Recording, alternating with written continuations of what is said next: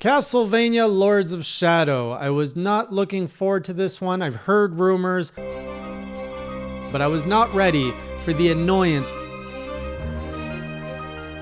that is a chupacabras. Sort of sensuous! Hate those things. Over here, monkey boy! He is the Lords of Shadow.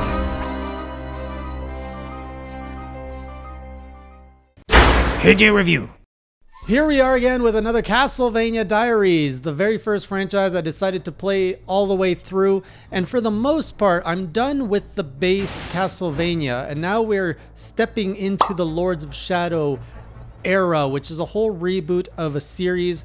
And you know, I heard from a lot of people as I was playing through the last 20 plus Castlevania games, Lords of Shadow was not a highlight for the series. So I went into this with a lot of skepticism, and I have to say there's a lot of good stuff in Lords of Shadow. I was surprised at the things I liked, and I was surprised at how quickly this game made me hate it in some instances. It has all the pieces for a fantastic modern Castlevania take on a game, and then it just doesn't come together. Something in between just prevents it from just coalescing.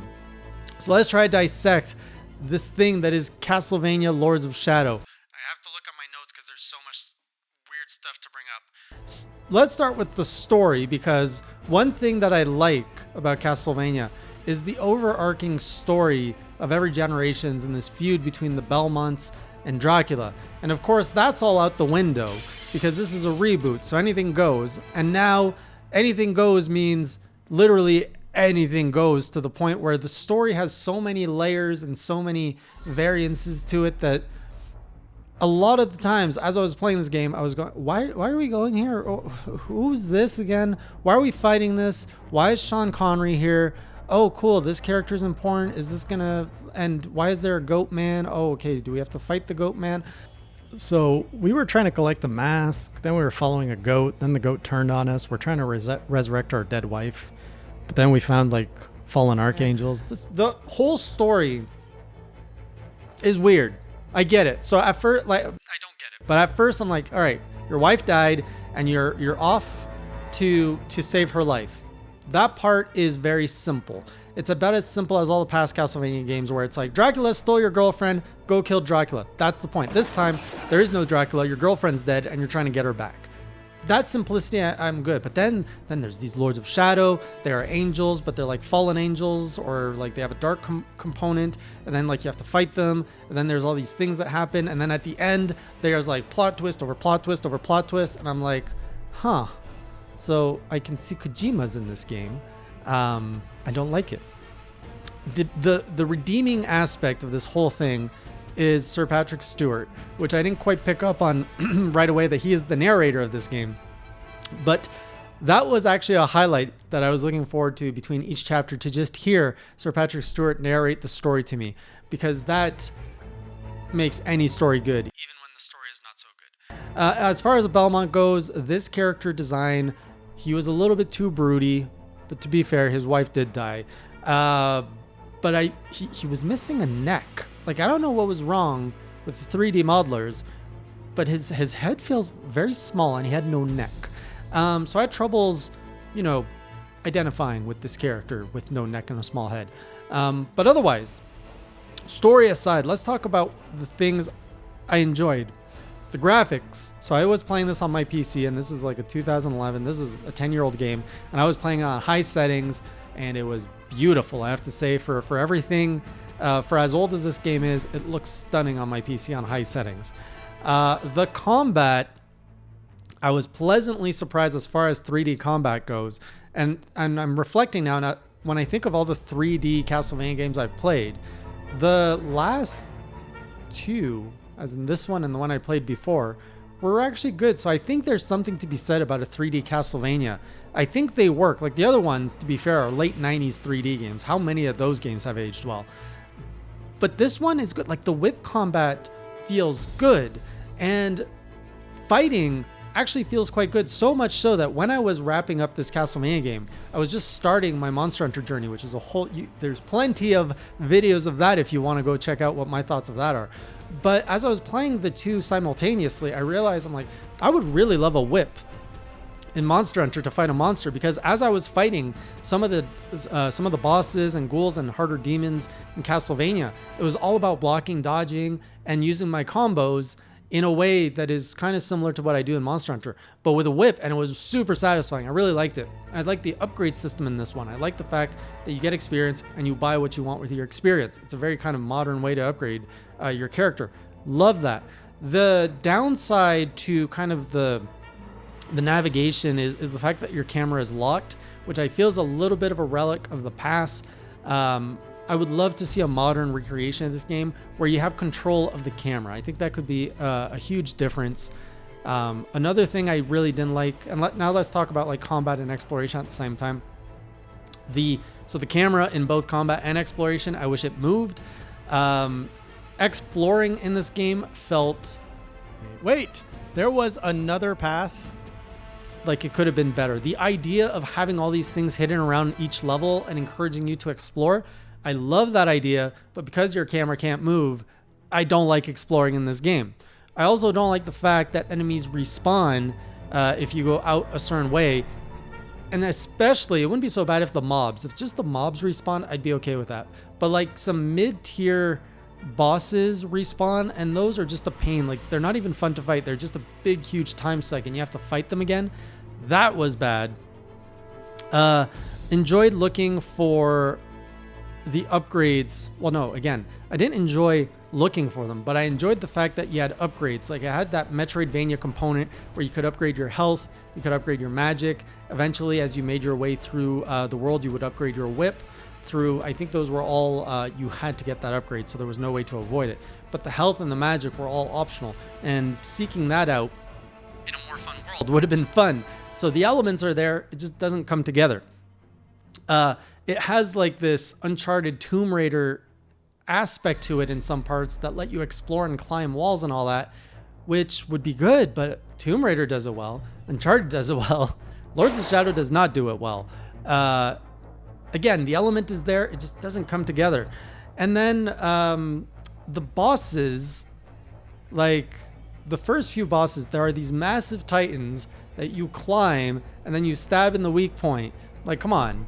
That is a direct ripoff of Shadow of the Colossus. Like, Shadow of the Colossus wants its bosses back. But the idea was good, and I love the bosses. And that is not a bad thing to steal, even though it was a blatant ripoff. I was like, Shadow of the Colossus, but I like that game, and I like this boss. Let's do it again. And I think we have 2-3 bosses like that. The other bosses that weren't giant monsters were equally satisfying to fight. There's like a big dark armor character where like you're peeling away his armor as you fight him. All the fights felt very tense, but surmountable. And they were just fun. And as I had my own kind of way of using the whip and my own combos, it really let me have my own play style of how I want to play this game. So actually that part I would say they did well. The other parts that don't make it come together kind of hold that back. But the combat, they were onto something there. And then they have all of these puzzle aspects thrown around, which, again, I think if it was a little bit more open world feeling with a control of the camera, and the puzzles have a place here. And in some cases, they're very well placed. I don't think I really ever was too annoyed with the puzzles. Some of them were quite clever. Some of them remind me of like kind of the Zelda things. Oh, move the mirror, move the laser. But that's okay, because in this kind of game, it really paced it well, where it was like, all right, here's a boss fight. Now let's move on to an exploration/puzzle. But those segments weren't as fun as they could have been. Sometimes I died because of poor camera positioning, or I just couldn't grasp the whole thing. Things I did not like outside of the story and the camera were the spiders. Whew. And it's funny because I don't like them because they did such a good job at animating them. They made the spiders in this game so creepy, so lifelike, that they gave me chills to look. And they're giant. It's not like it's your little desk spider that you just flick away. These things are bigger than your whole body, and they got the sound, and you can almost see like the wet and hairiness of the legs, and it is just absolutely horrendous to fight. And I just smacked those things away because, they were gross. And then like they would curl up together when they were like about to jump. Highly realistic. Good job to the animator on this. My God, just disgusting. And then there's the Chupacabras, What a sight you are! which Over here, monkey paw! who made up who thought it would be a great idea to have a thief steal your magic and then have to run around and find this thing that is taunting you from the back with the most annoying voice ever. I mean, if the voice actor's direction was be as annoying as possible, they aced it, because I wanted to kill that Chupacabras. It was the worst part of this game. I hate it. It was never in any other Castlevania games. I don't know why they had to put something so annoying in this game. I think we actually waited until the credits rolled to see who was this. I don't remember who it is. But man, I don't ever want to hear or have to deal with something like that ever again. So the game kind of derailed pretty quickly towards the end, where I was so confused. I was like no longer invested in the story, and now they were just throwing the most random things at me. And then there was the post cutscene where you're like, oh, you're going in that direction with the story. And I think I bought like the Ultimate Edition or something, so it came with DLC. Well, that was a mistake. And I started exploring what happens there. Oh my goodness. And it just got so bad.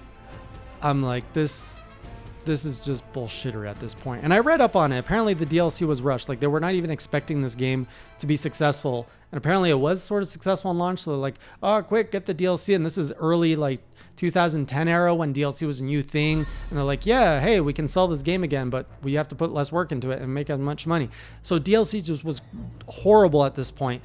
I tried to play it. It was almost unplayable. So I do not have the patience, the energy to deal with it. I mean, if you guys really want my impressions on it, it's just going to be frustration and anger. Maybe I'll revisit it, but I mean, I see it as completely optional. You know, it's not like I've gone through all the other Castlevania games and the post-game content where you replay like the New Game Plus stuff and you replay as a different character. That's kind of what the DLC is. I don't want to do it. I really don't want to do it. And I also really don't want to do Lords of Shadow, the 3DS one, or the second one, because I heard it just gets worse. But the pledge is play all the Castlevania games and beat them. So I guess we're going to wait until, I mean, I have to. I'm not going to wait. I'm going to have to do it. So we'll do all that. And I'll see you on the next Castlevania Diaries. And until then, keep it classy.